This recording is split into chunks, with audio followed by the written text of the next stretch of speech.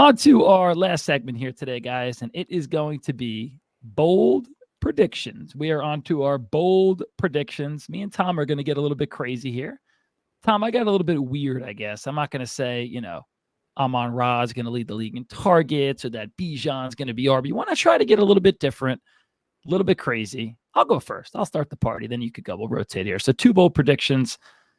I'm going to start us with this one that I really believe in. Strap in. Jalen Warren this season, 2023, will outscore Najee Harris. And next season, Najee Harris is going to be an afterthought in drafts taken, 7th, 8th round. Next year, Jalen Warren is going to be a 3rd round pick. Let's get into it here, guys. Let's talk a little bit about Najee Harris, who's right now going as RB11. Are you kidding me? RB11 for Najee Harris? Look at his efficiency numbers. Amongst the bottom in the NFL. Last year averaged 3.9 yards per carry. Year before, 3.8 yards per carry.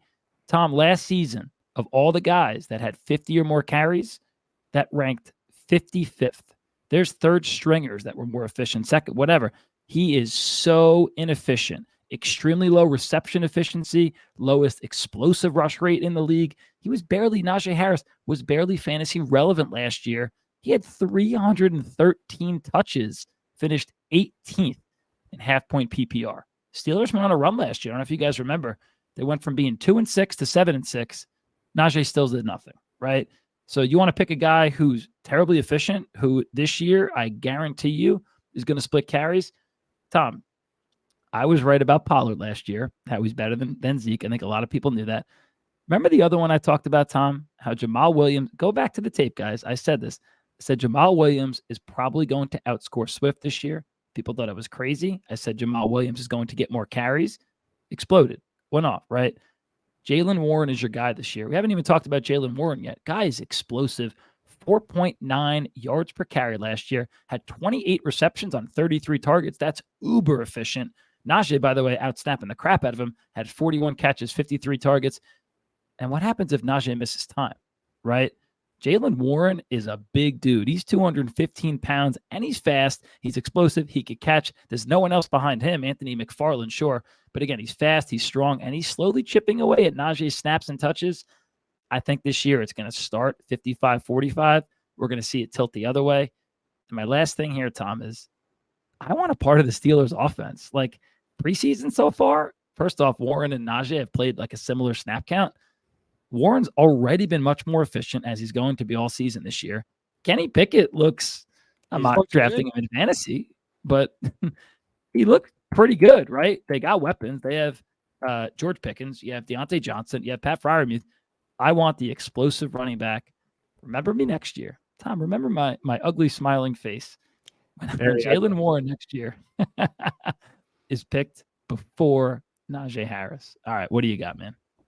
I like that take, by the way. I was in the car driving home. I was like, ooh, do I want to do a Jalen Warren bold prediction? I'm glad I didn't, so you could have it. So we could have different ones. My bold prediction is that for the first time in franchise history, the Chicago Bears will have a 4,000-yard thrower who will also rush for over 1,000 yards. I believe that Justin Fields is going to be the one to finally get that done for the Bears. So last season, 2,242 passing yards, not very good. 1,143 rushing yards, very good. What did they do this offseason? They added DJ Moore. End of last season, they added Chase Claypool, who didn't really do much last year, but we know that he is at least a nice piece to the team. Let's look at 2 comparables of quarterbacks who passing numbers were a little inefficient in their early years, and then the team adds a superstar wide receiver. Jalen Hurts went from 3,144 passing yards to 3,701 in 15 games after the addition of A.J. Brown. Josh Allen went from 3,089 yards to 4,544 yards with the addition of Stephon Diggs. We've seen this happen before.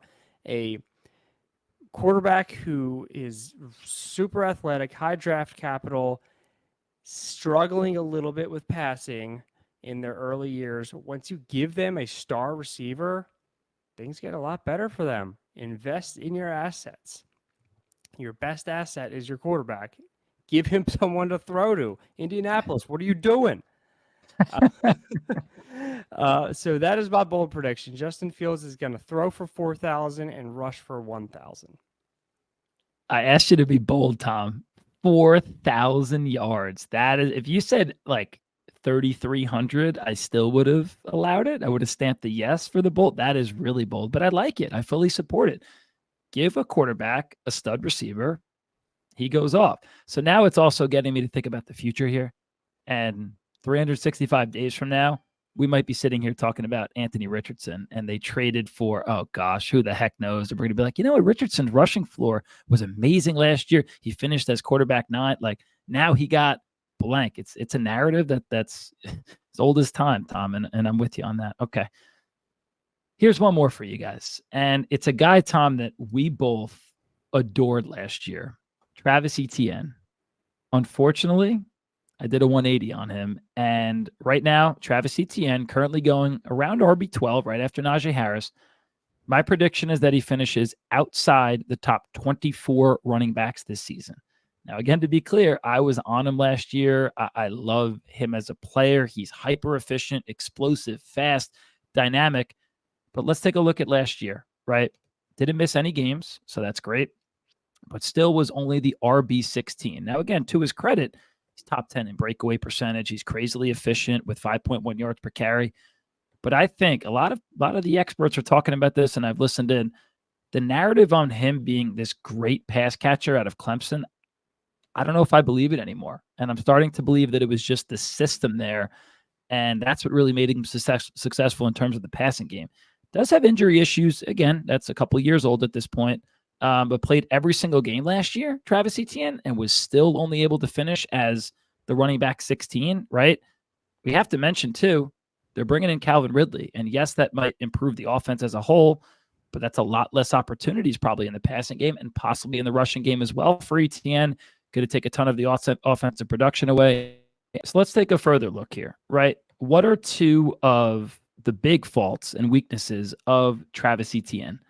One, unfortunately for him, is scoring the ball, right? That's going to be very helpful in fantasy football, is actually getting into the end zone, right? Listen to this. Last year, Travis Etienne was 6th in the NFL in red zone carries, but he finished 32nd in red zone rushing touchdowns. Another statistic for you.